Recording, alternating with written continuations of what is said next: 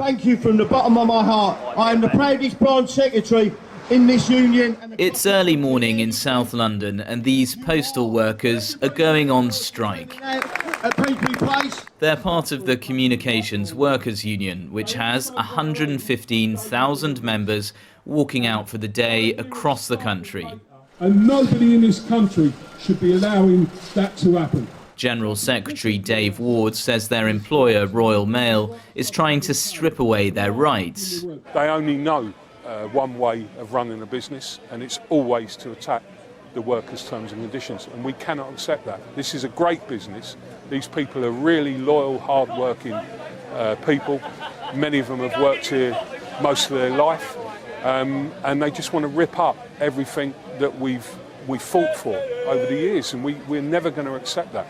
Royal Mail says it could lose around $500 million in 2022, partly blaming the strikes, and wants to cut its workforce by 10,000 by August of next year. Postal workers aren't the only ones going on strike.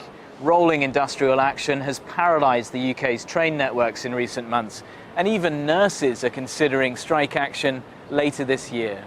With inflation running at 10%, trade unions are demanding pay increases to soften the blow. And for many workers in the public sector, their wages have been falling in real terms since the 2008 financial crisis.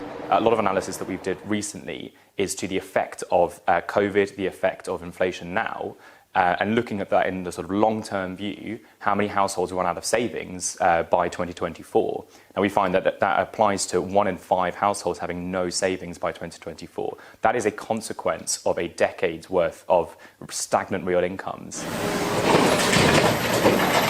Back in South London, the postal workers are fortifying themselves for a long fight. These guys, many of them have grown up together. Many of them, their families are close friends. And, you know, they will stand as long as it takes to win this dispute.